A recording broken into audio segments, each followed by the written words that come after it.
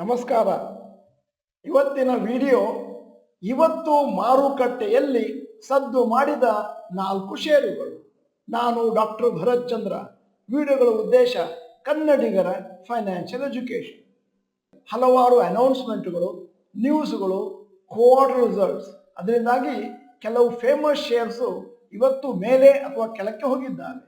ಅದರ ಬಗ್ಗೆ ಇವತ್ತು ನಾನು ವಿಡಿಯೋ ಮಾಡ್ತಾ ಇದ್ದೇನೆ ಮತ್ತು ಅದನ್ನ ಬಿಗ್ ಶೇಕರ್ಸ್ ಮೂವರ್ಸ್ ಅಂತ ಕರೀಬಹುದು. ಮೊದಲನೇ ಷೇರು ಸದ್ದು ಮಾಡಿರುವಂತಹದ್ದು HDFC AMC. HDFC asset management shares ಇವತ್ತು 6% ಮೇಲಕ್ಕೋಯ್ತು. ಸ್ಟ್ರಾಂಗ್ ಕ್ವಾರ್ಟರ್ ರಿಸಲ್ಟ್ಸ್ ಅನೌನ್ಸ್ ಮಾಡಿದ್ರಿಂದ ನಿನ್ನೆ ರೆವಿನ್ಯೂ ಜುಲೈ ಸೆಪ್ಟೆಂಬರ್ 2023 ಅಲ್ಲಿ 643 ಕೋಟಿ, ಜುಲೈ ಸೆಪ್ಟೆಂಬರ್ 2024 ಅಲ್ಲಿ 887 ಕೋಟಿ, ಅಭಿವೃದ್ಧಿ 38%. ನೆಟ್ ಪ್ರಾಫಿಟ್ ಕೂಡ ಮೇಲ್ಕೋಗಿದೆ. ಜುಲೈ ಸೆಪ್ಟೆಂಬರ್ 2023 ಅಲ್ಲಿ 438 ಕೋಟಿ, ಜುಲೈ ಸೆಪ್ಟೆಂಬರ್ 2024 ಅಲ್ಲಿ 577 ಕೋಟಿ ಮತ್ತು ಅಭಿವೃದ್ಧಿ 32%. ಇವತ್ತು HDFC AMC ಕಂಪನಿಯ ಮಾರ್ಕೆಟ್ ಕ್ಯಾಪಿಟಲೈಸೇಷನ್ ಪ್ರಥಮ ಬಾರಿಗೆ 1 ಲಕ್ಷ ಕೋಟಿ ಕ್ರಾಸ್ ಆಯಿತು. ಮತ್ತೆ improved profit margin, study momentum, equities under management ಜಾಸ್ತಿ ಆಗೋದ್ರಿಂದ ಇನ್ವೆಸ್ಟರ್ಸು ಈ ಪರ್ಟಿಕ್ಯುಲರ್ ಶೇರಿನ ಮೇಲೆ ಒಂದಷ್ಟು ಬುಲಿಶ್ ಆಗಿದ್ರು. HDFC AMC ಯಲ್ಲಿ ಒಳ್ಳೆಯ ಫಲಿತಾಂಶ ಬಂದದ್ರಿಂದ ಅದರ್ AMC ಸ್ಟಾಕ್ಸ್ ಕೂಡ ಇವತ್ತು ಮೇಲಕ್ಕೆ ಹೋಗಿದ್ದಾವೆ. ಉದಾಹರಣೆಗೆ UTI AMC ಸ್ಟಾಕ್ಸ್ 7% ಮೇಲಕ್ಕೆ ಹೋಗಿದೆ, Nippon AMC 2%, Aditya Birla AMC 12% ಮೇಲಕ್ಕೆ ಹೋಗಿದೆ. ಬ್ರೋಕರೇಜ್ ಕಂಪನಿಯವರು ಟಾರ್ಗೆಟ್ ಪ್ರೈಸ್ ಅನ್ನು ಜಾಸ್ತಿ ಮಾಡಿದ್ದಾರೆ. CLSI ಕಂಪನಿಯವರು 4,450ರಿಂದ 4,920 ಮಾಡಿದ್ದಾರೆ ಪರ್ ಶೇರ್. ಮತ್ತೆ ಇವತ್ತು ಶೇರು ಕ್ಲೋಸ್ ಆಗಿದ್ದು 4,828. ಬ್ರೋಕರೇಜ್ ಫರ್ಮ್ ನೋವಾಮದವರು ಕೂಡ ತಮ್ಮ ಟಾರ್ಗೆಟ್ ಪ್ರೈಸ್ ಅನ್ನು ಜಾಸ್ತಿ ಮಾಡಿದ್ದಾರೆ.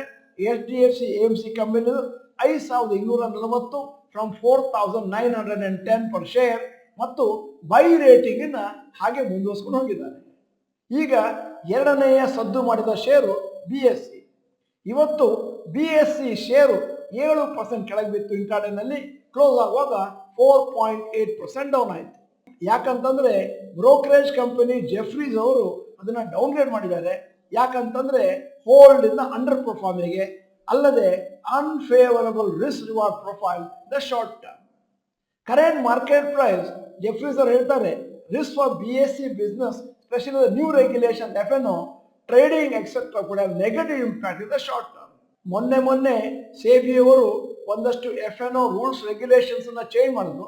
ಅದರಿಂದಾಗಿ BSEಗೆ ಒಂದಷ್ಟು ನೆಗೆಟಿವ್ ಇಂಪ್ಯಾಕ್ಟ್ ಆಗುವಂತ ಚಾನ್ಸ್ ಇದೆ.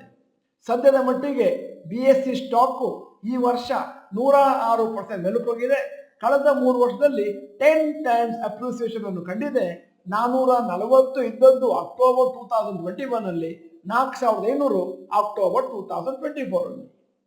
ಮೂರನೆಯ ಷೇರು ಸದ್ದು ಮಾಡಿರುವಂತಹದ್ದು ಇನ್ಫೋಸಿಸ್ ಶೇರ್ಸ್ ಇವತ್ತು 2% ಕೆಳಗೆ ಬಿತ್ತು. 3 ದಿನ ಕಂಟಿನ್ಯೂಸ್ ಆಗಿ ಪಾಸಿಟಿವ್ ಕ್ಲೋಸ್ ಆದ್ಮೇಲೆ.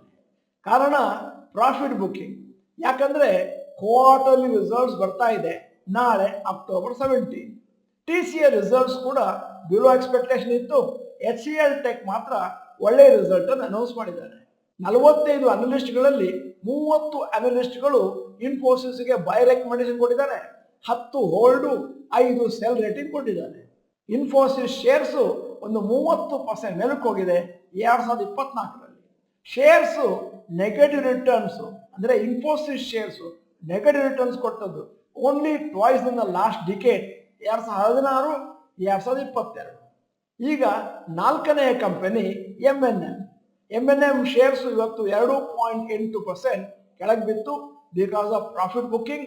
ಮತ್ತೆ ಕಳೆದ 1 ತಿಂಗಳಲ್ಲಿ 16% ಮೇಲಕ್ಕೆ ಹೋಗಿತ್ತು. ಅದರಿಂದಾಗಿ ಒಳ್ಳೆಯ ಪರ್ಫಾರ್ಮೆನ್ಸ್ ಬಂದಿದ್ದರಿಂದಾಗಿ ಬಹಳಷ್ಟು ಬ್ರೋಕರೇಜ್ ಕಂಪನಿಗಳು M&M ಶೇರ್ನ ಟಾರ್ಗೆಟ್ ಪ್ರೈಸ್ ನ ಮೇಲೆ ಎತ್ಕೊಂಡು ಹೋಗಿದ್ವು.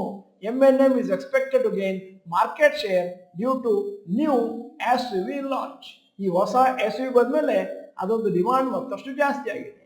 Kotak institutional equities target price ಕೊಟ್ಟಿದ್ದಾರೆ M&Mಗೆ 3,300.